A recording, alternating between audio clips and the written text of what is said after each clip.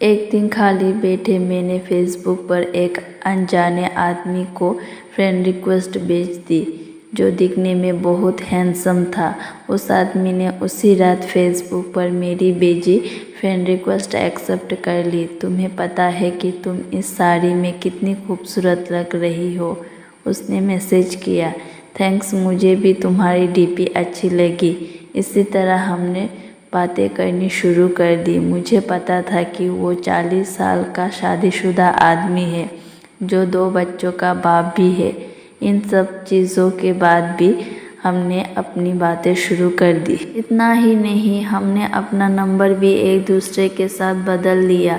देखते ही देखते हम एक दूसरे के करीब आ गए और एक दूसरे के बेस्ट फ्रेंड बन गए। फेसबुक पर हम एक दूसरे के साथ बहुत ज़्यादा बातें करने लगे और सोशल मीडिया पर ज़्यादा से ज़्यादा समय बिताने लगे। दूसरी ओर उस आदमी को लगने लगा कि हमारे करीब आने से, इतनी बातें करने से वो अपनी बीवी से दूर जा रहा है। वो अपने बच्चों के साथ दूसरे स्टेट में रहती थी।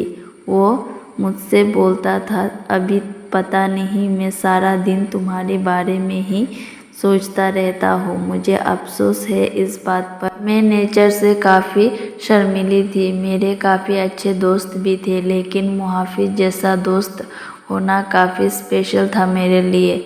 2 महीने के चैटिंग के बाद हमने स्काइपिंग करना भी शुरू कर दिया। हम उस पर बातें कम और एक दूसरे को घंटों निहारा ज़्यादा करते थे। एक रात वो मेरे साथ वीडियो कॉल पर था। उसने बोला, ऐसे देखते देखते कहीं प्यार ना हो जाए। खैर, अब हम रोज़ ही वीडियो कॉल करने लग गए।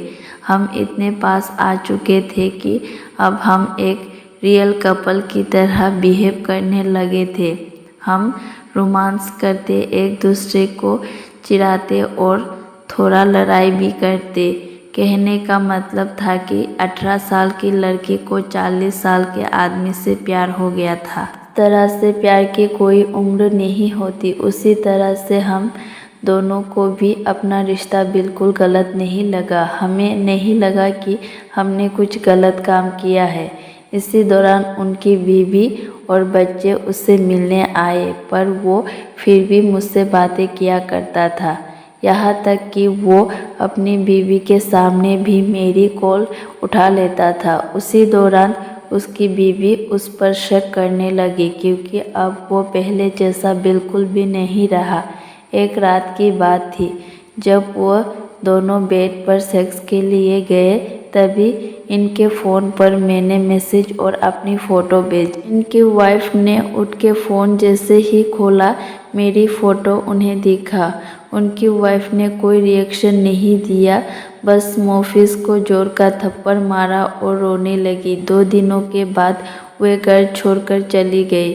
मुझे उसकी वाइफ के लिए काफ़ी बुरा लगा, इसलिए मैंने उससे कई दिनों तक बातचीत बंद कर दी। उसकी वाइफ के जाने के बाद हम फिर से मिले और हमने लॉन्ग ड्राइव पर जाने का प्लान बनाया। उसी शाम उसने मुझे प्रपोज किया। मुझे सिर्फ तुम ही चाहिए और कुछ नहीं। अपनी जवानी में मैं काफ़ी सारी लड़कियों से मिला, पर तुम ही एक ऐसी लड़की हो जिसने मेरा दिल चुराया है। वहाँ कुछ देर के लिए शांति छा गया। फिर उसने मुझे आई लव यू बोला। उसकी आंखों में आंसू थे। हम एक दूसरे को किस करना चाहते थे, गले लगना चाहते थे। दूसरे दिन मुझे एक मैसेज मिला जिसमें उसने लिखा था, हे डार्लिंग, आई लव यू, लेकिन मेरा परिवार भी है, मेरी कुछ ड्यूटीज़ भी है। ये मेरी तुम्हारी आखिरी मैसेज है। मुझे प्लीज़ कॉल या टेक्स्ट मत करना। तुम्हें ब्लॉक कर रहा हूँ। मुझे ऐसा लगा कि मानो मैं शादी के बाद विधवा बन गई हूँ। मैं बुरी तरह से टूट चुकी थी, काफ़ी परेशान थी। तो दोस्तों, आगे की बात के लिए चैनल को सब्सक्राइब करके और नोटिफिकेशन में दबाना, ताकि आगे का स्टोरी भी आप सबके पास पहुँचे। तो चलिए मिलते हैं एक नई स्टोरी के साथ। तब तक के लिए धन्यवाद।